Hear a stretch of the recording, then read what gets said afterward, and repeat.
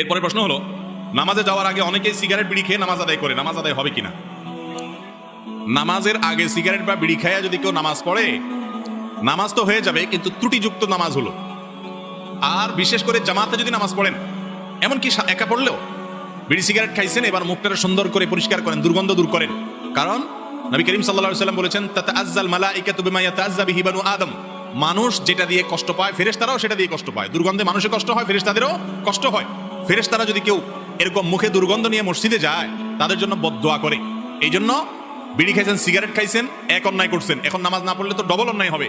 অতএব এক অন্যায় করছেন, ওটার জন্য মাপ চেয়ে মুখটুক ধুয়ে দুর্গন্ধ দূর করে তারপরে এবার মসজিদে যান। কথা কি বুঝতে পারছি? কিন্তু বিড়ি সিগারেট খাইলে যে নামাজ হবে না, এমন কোনো কথা নাই। হ্যাঁ, মাদকের ব্যাপারে বলা আছে, কেউ যদি মাদক আসক্ত হয় এবং নেশা হয়, তাহলে তার 40 দিনের ইবাদত কবুল হবে না।